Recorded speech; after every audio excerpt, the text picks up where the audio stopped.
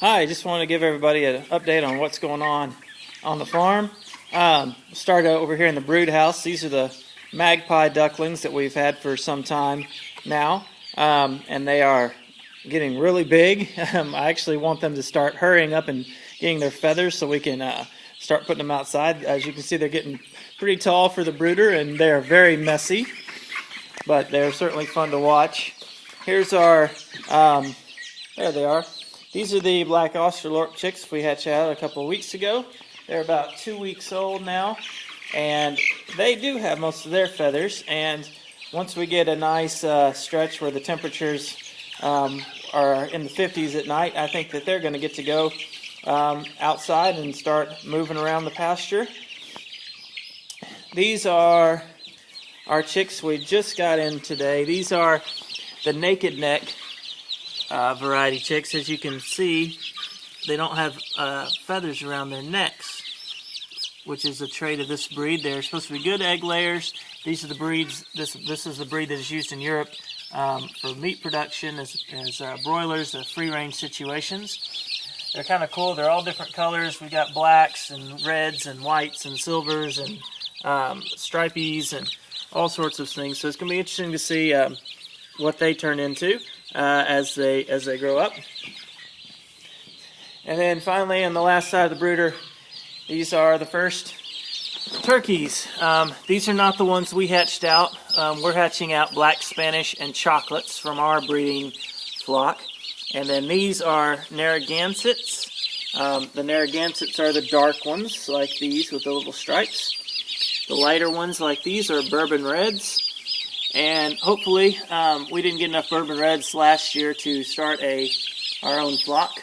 But hopefully, this year, we will have enough to start our own flock of turkeys here. So, everybody's doing great. We got one turkey that's kind of weak here upon arrival, but all the rest of them are looking very good. So, that's the brood house. Out here in the backyard, we've got our goats because they have decided that they know how to escape the electric fence. So we've put them back in here behind the permanent fencing, and right now they're just enjoying the sunshine. But hopefully, as we get, hopefully that front field fence will be done in a few weeks, and we can return them to the pasture where they belong. It's a little annoying having them in the backyard when we've got so much grass for them to eat. We'll go over here to the greenhouse. This is the finished functional greenhouse, and we moved a lot of the seeds over there to the garden, a lot of the started plants. But in here we've got some of our warm weather plants just starting to come out. Got some peppers and flats of heritage tomatoes. We've got Sutter strain Brandywines. We've got Amish paste tomatoes. We've got Gold Medal, Cherokee, and then we've got some regular old ones, like these are Roma tomatoes too, good for sauce. Here we've got heritage ground cherries and eggplants. These are Rosa Biancas, which are a heritage breed eggplant. Some regular conventional eggplants. Peppers, jalapenos, cayennes, ancho gigantillas. And over here we've got our melons and squashes, some zucchinis, yellow squash, watermelons, cantaloupes, all sorts of stuff going on here. And then these are flowers to help keep the bugs away from the other plants. We got whole pots going of marigolds and nasturtiums to keep everything away, keep all the bugs from getting on everything. And then finally, last stop on the spring tour here will be the garden.